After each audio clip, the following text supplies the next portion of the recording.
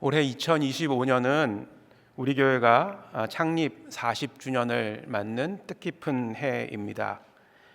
그래서 올해 표어가 열방에 복이 되는 교회 이렇게 정해졌죠. 요 오른쪽 편에 보게 되면 표어가 잘 새겨져 있습니다. 특별히 이 왼쪽 편에 있는 40주년 이 로고도 한번 여러분들 주의 깊게 봐주셨으면 좋겠습니다.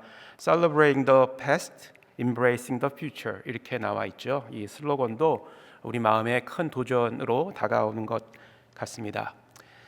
열방에 복이 되는 교회, 이 표의 의미는 이 나름대로 저도 이 표를 보면서 기도하고 생각을 해보았는데, 지난 40년간 하나님께서 주신 그 많은 복들을 우리 교회만 누리는 것이 아니라 이 복을 세상의 모든 나라와 민족들에게 전하고 또 나누어 주는 그런 교회로 더 견고하게 세움을 받고 또 하나님 앞에서 사용되는 교회가 되는 것을 소망하는 그런 의미가 담겨 있다는 그 믿음을 갖게 되었습니다. 특별히 주제 성구인 창세기 12장 1절부터 3절까지의 말씀, 우리 특세 기간 동안에도 담임 목사님께서 이 말씀으로 귀한 말씀을 전해 주셨는데요. 이 말씀을 보면서 저 나름대로 생각해 보기는, 하나님께서 이 아브라함에게 이제 많은 중요한 복의 약속을 하셨는데, 이 복의 내용도 굉장히 중요하지만 이 아브라함을 하나님께서 그냥 하나님께 복을 받고 그것을 누리는 인생으로 끝나는 것이 아니라 그것을 넘어서 모든 민족에게 복을 나누어 주는, 복을 주는 인생으로 하나님께서 사용하시겠다는 그 계획도 매우 중요한 부분이라는 그런 생각을 하게 되었습니다. 창세기 12장 3절 말씀을 함께 읽어보면 좋겠습니다. 너는 너를 축복하는 자에게는 내가 복을 내리고 너를 저주하는 자에게는 내가 저주하리니 땅의 모든 족속이 너로 말미암아 복을 얻을 것이라 하신지라. 아멘. 땅의 모든 족속이 너로 말미암아 복을 얻을 것이라 하신지라. 아브라함을 통해서 땅의 모든 족속이 이 복을 얻게 된다라는 것은 이 아브라함이 바로 이 축복의 통로가 되는 것이고 또 복의 근원이 된다, 오리진이 된다라고 이렇게 이해할 수 있겠습니다. 이 아브라함을 통해서 모든 민족이 복을 받는다는 것은 하나님의 백성이 된다라는 것이죠. 유대인이나 또 이방인이나 할 것 없이, 그리고 아브라함이 우리 모두의 조상이 되어진다라는 그런 의미입니다. 이 복의 근원, 그래서 이제 또 아브라함을 믿음의 조상이라고 이렇게 부르지 않습니까? 복의 근원이고 믿음의 조상이다 이렇게 부르게 되는데, 이것이 바로 이제 아브라함의 정체성이라고 볼 수가 있겠습니다. 성경은 이 아브라함의 정체성, 복의 근원, 믿음의 조상, 이것을 통해서 그 중요한 교훈을 저희들에게 주고 있습니다. 그것은 이 주는 자가 받는 자보다 더 복되도다라는 진리입니다. 복을 주는 자가 복을 받는 자보다 더 복되도다. 이 사실은 신약 성경에도 언급되어져 있죠. 이 말씀도 담임 목사님께서 잘 전해 주셨는데, 사도행전 20장 35절에 있는 말씀입니다. 제가 읽어보도록 하겠습니다.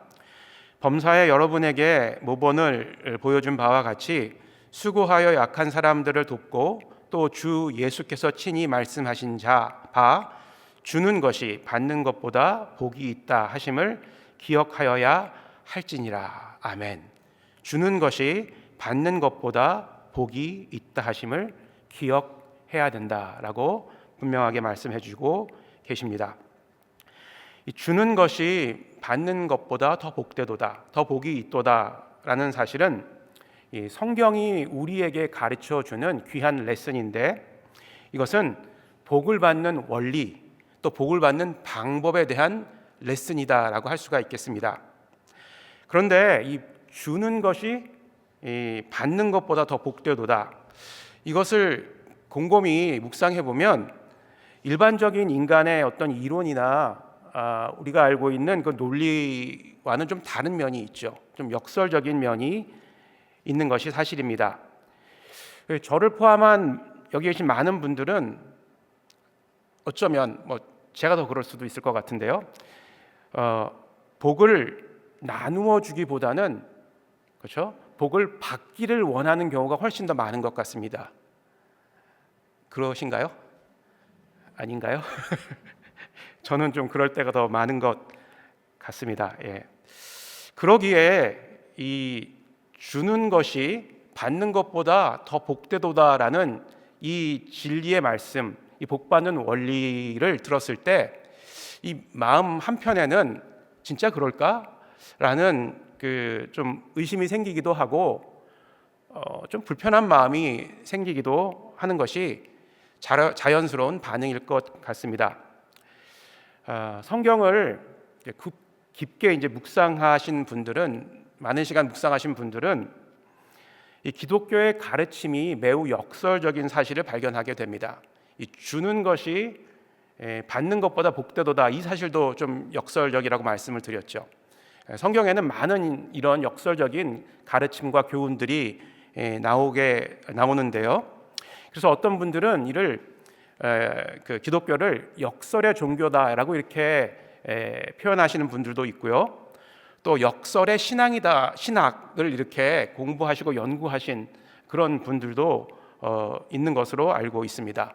그리고 그것으로 우리가 믿는 이 기독교의 신앙을 설명하기도 합니다. 고린도후서 6장 8절에서 10절까지의 말씀을 한번 보면요, 우리는 속이는 자 같으나 참되고 무명한 자 같으나 유명한 자요, 죽은 자 같으나 보라 우리가 살아있고, 징계받는 자 같으나 죽임을 당하지 아니하고, 근심하는 자 같으나 항상 기뻐하고, 가난한 자 같으나 많은 사람을 부요하게 하고, 아무것도 없는 자 같으나 모든 것을 가진 자로다. 모든 것이 다 이렇게 이 역설의 의미를 내포하고 있는 그런 성경 구절이죠. 그래서 이 역설은 기독교 신앙의 비밀을 잘 설명해 주는 단어라고 저는 생각합니다. 그런데 이는 인간의 상식과 세상의 눈으로 볼 때에는 참 이해하기 어려운 그런 이론이기도 합니다. 어떻게 지는 것이 이기는 것이고, 그렇죠? 지는 것이 이기는 것이고, 여러분들 자녀들하고 싸울 때 지셔야 되는 거 아시죠? 져야지만 이길 수 있어요. 저도 오늘 아침에 저희 아들하고 이렇게 잠깐 그랬는데 오늘 설교 때문에 졌어요. 그렇죠. 그리고 또 버리는 것이 얻는 것이다. 그리고 한번 죽으면 끝나는데 어떻게 또 살아날 수 있을까? 이런 것이죠. 보편적인 지식과 상식으로는 이해할 수 없는 세계관이 우리가 믿는 이 기독교 안에 있는 것이 사실입니다. 그런데 중요한 것은 우리의 신앙 역시 이 역설의 바탕을 두고 있다라는 사실입니다. 그래서 우리네 인생 역시 이 역설의 믿음, 역설의 신앙을 이해하지 못하면 참 해석하기가 좀 어려운 부분들이 있는 것이 사실입니다. 역설의 신앙에 관해서 조금 더 추가적인 질문을 한 가지 더 이제 드리자면요, 세상에서 가장 큰 역설은 무엇일까요? 무엇일까요?라는 것보다는 누구일까요?라고 묻는 게 더 맞는 것 같습니다. 누구일까요? 바로 예수 그리스도이십니다. 하나님의 아들이 인간의 몸을 입고 이 세상에 오셨다는 사실, 이것은 세상의 보편적인 상식으로는 받아들일 수 없는 역설 중의 역설입니다. 또한 극악 무도한 죄인을 처형하는 그 사형틀이었던 십자가가 구원의 상징이 되었다는 사실, 이것 또한 대단한 역설이 아닐 수가 없습니다. 세상의 권력에 의해 처참하게 짓밟힌 패배의 상징 십자가가 우리를 죽음과 죄에서 해방시키는 승리의 상징이 되었다라는 것, 이게 어찌 역설이 아닐 수 없겠습니까? 한 가지 더 질문을 드리자면, 여기 계신 우리 성도님들은 이 역설의 신앙을 가지고 이 세상을 거슬러 올라가는 저항과 그런 역전의 삶을 살고 계십니까? 아니면 이 세상의 이론과 논리에 아무 저항 없이 순응하는 삶을 하루하루 살아가고 계십니까? 잠시 오늘의 삶을, 또 일주일의 삶을 한번 생각해 보십시오. 나는 세상에서 어떤 모습으로 하루하루를 살아가고 있는가? 이 역설의 신앙을 소유하고 있는 기독교인이라면 주는 것이 받는 것보다 복되도다라는 이 진리가 전혀 이상하게 들리거나 마음에 불편함이 생기지 않을 것입니다. 더 많이 주고 싶고 또 더 많이 베풀고 싶은 것, 이것이 바로 성경이 우리에게 가르쳐주는 교훈이고 진리인 것입니다. 그러나 이 진리를 현실의 삶에서 막상 실천하려고 하면 그 길이 너무 좁고 협착하여서 시작할 엄두를 내지 못하는 것이 또 우리의 현실의 삶이기도 합니다. 내가 투자한 것이 얼마인데 어떻게 더 줄 수 있단 말인가? 나도 이제 좀 받아야 되는 인생을 살아야 되는 것이 아닌가? 라고 주저하고 더 주는 것을, 더 나누는 것을 힘들어할 때가 있는 것이 사실입니다.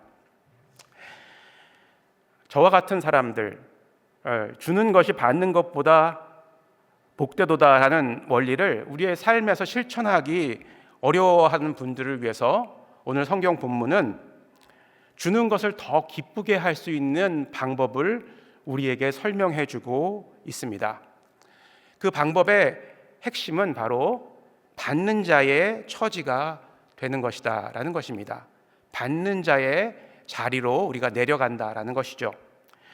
오늘 본문인 고린도전서 9장 22절에 기록된 말씀 다시 한번 보면, 약한 자에게 약한 자처럼, 유대인에 대해서는 유대인처럼, 율법에 대해 무관한 자에게는 율법이 없는 자처럼 되라 라는 것이 바울의 조언입니다. 여기에는 내가 사회적으로 좀 더 높은 지위에 있다거나 또 지식적으로 또 물질적으로 다른 사람들보다 더 많은 것을 소유하고 있는, 이런 말이 적절할지는 모르겠는데, 내가 금수저 출신이라고 해서 흙수저 출신인 사람들을 무시하거나 그들과 함께하지 않는 삶을 살아서는 안 된다라는 의미도 포함되어져 있는 것 같습니다. 다시 말해서 낮고 겸손한 자세로 나의 이웃을 섬기고 사랑하려는 마음을 품을 때만 비로소 주는 것을 기쁘게 실천할 수 있고, 그것을 줌으로써 더 큰 복을 누릴 수 있다라는 사실입니다. 아까 말씀드린 바와 같이 역설의 가장 하이라이트, 역설의 정수라고 하는 분은 예수님이라고 제가 말씀드렸죠.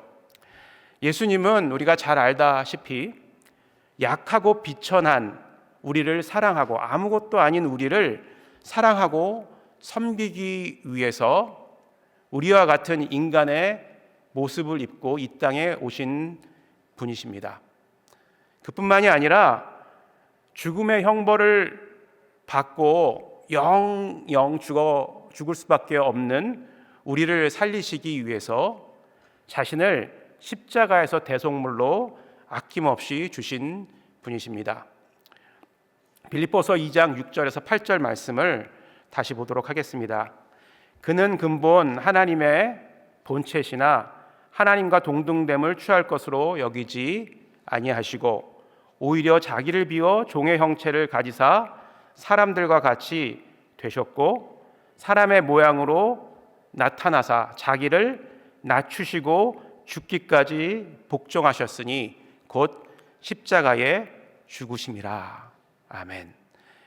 이 말씀을 자기를 비워 종의 형체를 가지시고 사람과 같이 되셨다라는 이 표현을 영어로 보게 되면 make himself nothing이라고 번역한 그런 성경 버전이 있습니다. make himself nothing, 자기 자신을 아무것도 아닌 존재로 만드셨다라는 것입니다. 낮고 낮은 우리에게 오시기 위해서. 예수님의 인생이야말로, 예수님의 삶이야말로 모든 것을 주시기 위한 그런 인생이었고 삶이었습니다. 역설의 정수였고 결정판이었습니다.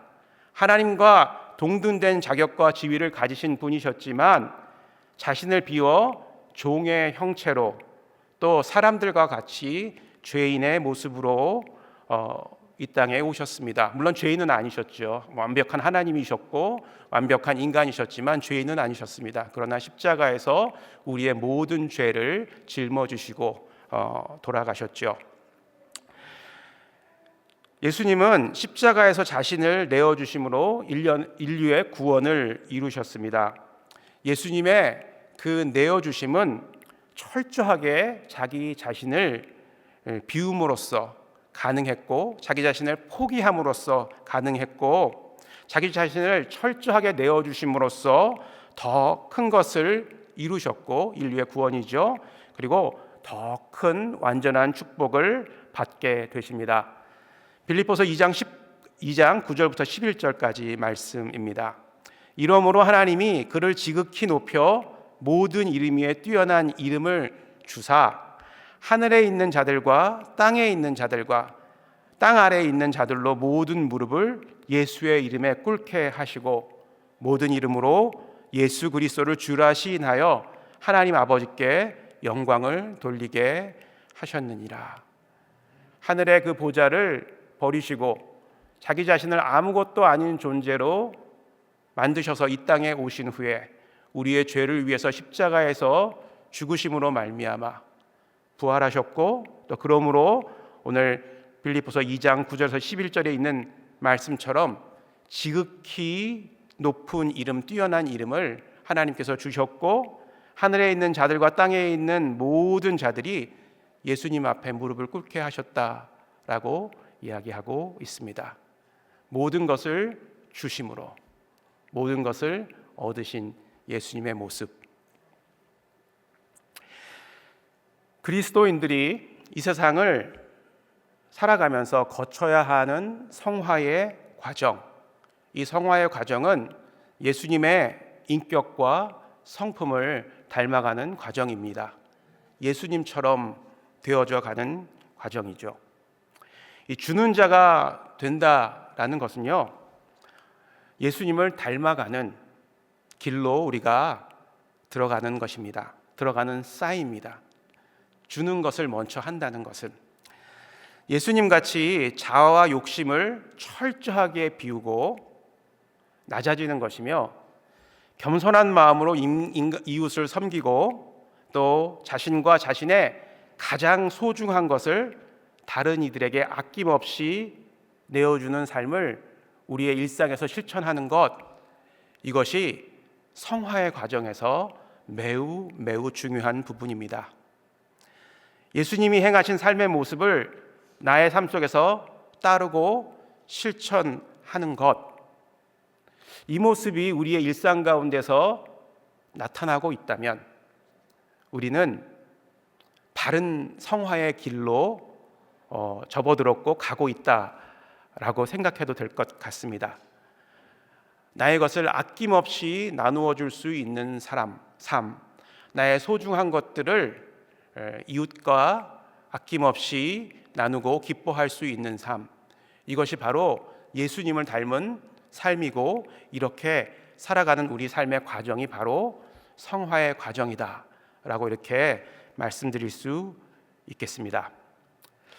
그러나 크리스찬들이 사실은 꽤 많이 우리 사회 가운데 존재하고 있죠. 우리 한국도 지금은 좀 그 퍼센테이지가 낮아졌지만 20% 이상 그 크리스찬이라고 이렇게 이야기를 하고 있지 않습니까? 그럼에도 불구하고 우리가 살고 있는 이 미국, 하나님의 말씀이 바탕에 되어져 세워진 이 나라, 또 크리스찬 인구가 약 20% 이상 되는 한국, 그럼에도 불구하고 여전히 갈등과 대립으로 몸살을 앓고 있는 것들을 우리가 직접 보고 있습니다. 왜 그럴까요? 저는 나름대로 이렇게 생각을 해보았습니다. 그 이유는 그리스도인들이 많음에도 불구하고, 또 교회가 많음에도 불구하고 이런 갈등과 대립이 계속해서 일어나고 있는 이유는 자신의 것을 이웃에게 내어주고 나누어 주는 그런 사람이 되기보다 나의 평안하고 안락한 삶을 유지하기 위해서 받는 자의 모습으로 머물러 있기를 원하는 그리스도인들이 더 많이 존재하기 때문이 아닐까, 이렇게 생각을 해보았습니다. 그 중에는 저도 역시 포함되어 있다는 것을 부인할 수가 없습니다. 자, 그렇다면 나누어 줘야 되는 삶을 사는데 과연 우리는 무엇을 나누어 줄 수 있을까요? 내가 진짜 나누어 줄 수 있는 것이 있을까? 나 가진 것이 아무것도 없는 것 같은데 무엇부터 나누어 줘야 될까? 이렇게 생각하실 수 있을 것입니다. 그런데 어렵게 생각하실 필요가 전혀 없습니다.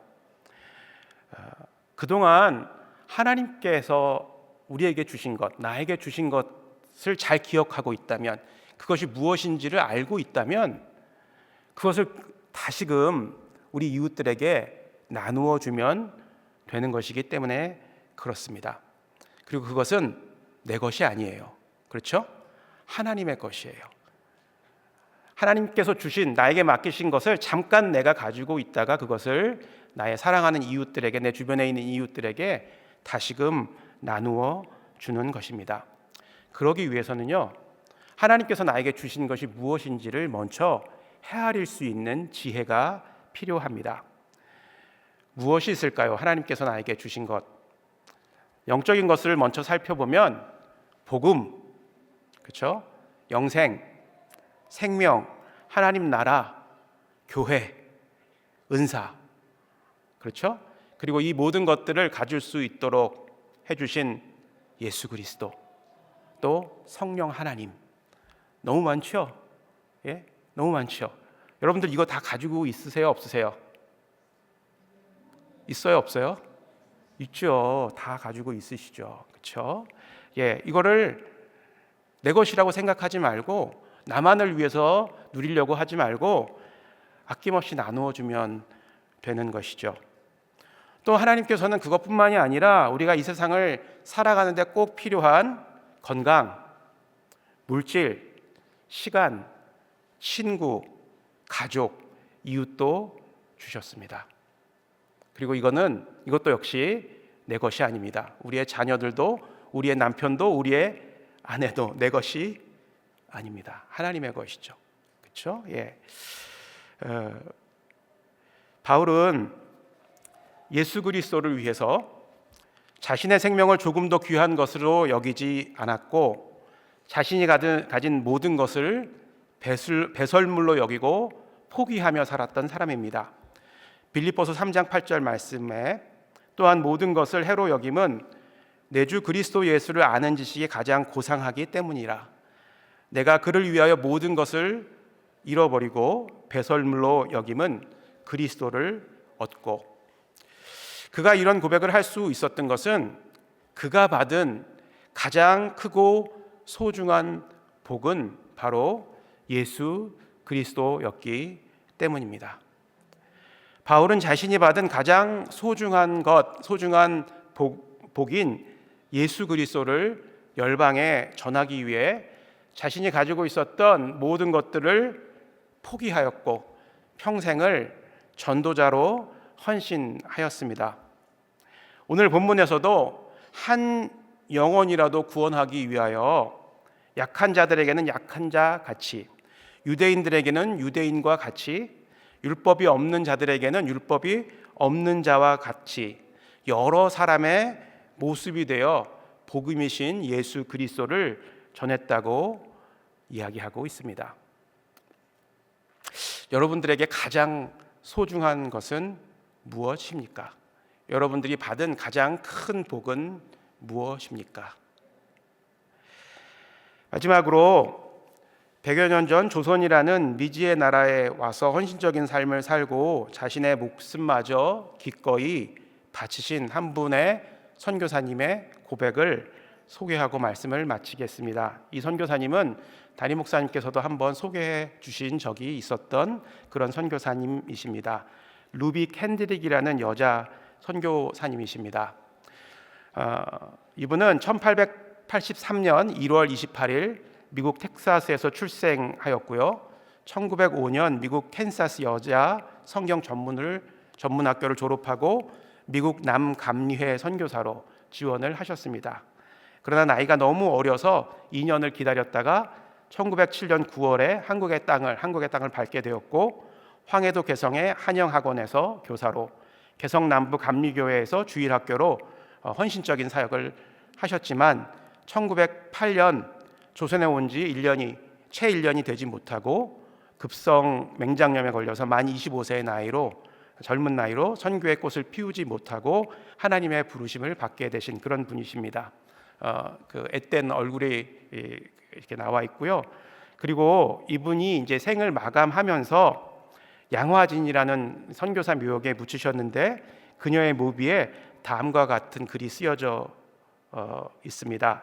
If I had 1,000 lives to give Korea, should have them all.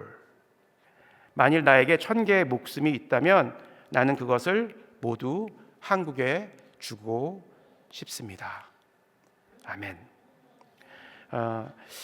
그리고 그가 쓴 그 부모님께 보낸 마지막의 편지 구절도 우리의 마음을 찡하게 하는데, 제가 짧은 구절만 한 번 더 읽어드리겠습니다.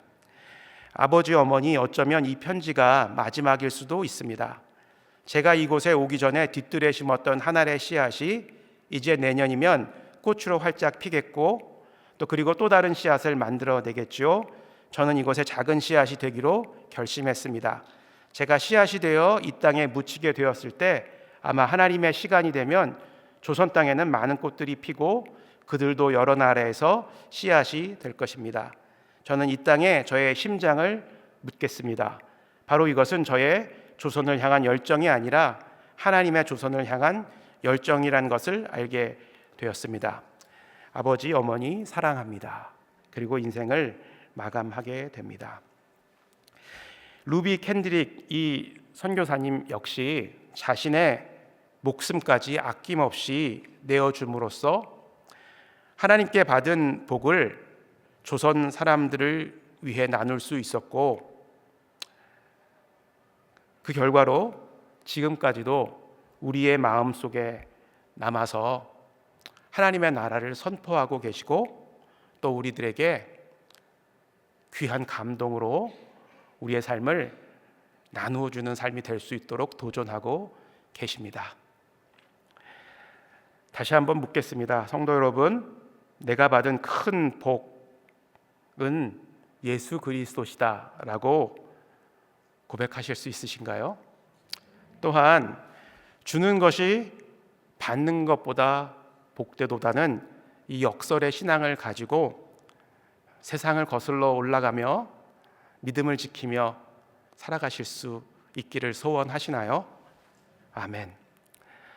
열방의 복이 되는 교회가 되기 위해 올해 한 해 우리가 꼭 해야 될 것은, 또 열방의 복이 되는 인생이 되기 위해 꼭 해야 할 것은 나의 가장 귀한 복인 예수 그리스도와 내가 가지고 있는 가장 소중한 삶의 한 부분들을 우리 주변의 이웃들과 또 우리 주변에 있는 많은 타국에서 온 사람들, 또 선교지에 계신 분들에게 나누어 주는 것일 것입니다. 이렇게 살아갈 때 우리는 열방의 복이 되는 인생으로 살아갈 수 있을 것이며 우리 교회는 열방의 복이 되는 교회가 될 수 있을 것입니다.